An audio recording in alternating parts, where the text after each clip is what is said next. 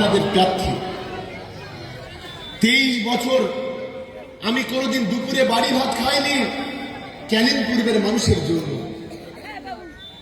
কারণ তারা যখন আমাকে নির্বাচিত করেছিল সেদিন আমি বুঝেছিলাম যে আজকের আমার একটা সম্মানের জায়গা পাঠিয়েছে আমার পশ্চিমবঙ্গের আইন প্রণয়নকারী যে বিধানসভাতে আমাকে পাঠিয়েছে, তাই ক্যানিং পূর্বের মানুষের জন্য কাজ করতে হবে। টানা 23 বছর ধরে ক্যানিং পূর্বের উন্নয়নের জন্য কাজ করে এখন গোটা জেলার মধ্যে 1 নম্বর বিধানসভা পরিণত করেছি ক্যানিং পূর্ব বিধানসভা।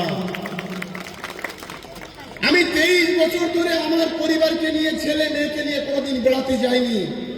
তার একটাই কারণ, আমি যদি বেড়াতে যাই আমার কর্মীরা মনে করবে দুটো ছবি পোস্ট হবে, বলবে শওকত মোল্লার টাকা আছে বলে গিয়েছে, আমাদের টাকা নিয়ে বলে যেতে পারি না, আঘাত পাবে। যার কারণে কোনোদিন বেড়াতে যাই না। আমি 2023 সালে প্রথম যখন জনপ্রতিনিধি হয়ে নামাজ পড়তে গিয়েছি, ঈদের নামাজ, আমাদের মুসলমানের বলে নতুন জামা কাপড় পরা সুন্নত।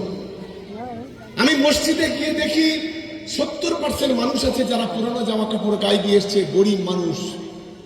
মসজিদে বসে বসে শপথ করলাম যতদিন রাজনীতি করব ততদিন ঈদের সময় নতুন জামা কাপড় গায়ে দিয়ে আর মসজিদে আসবো না। এটাই শপথ করেছিলাম। আজ পর্যন্ত সেইটা করি। আপনি আমাদের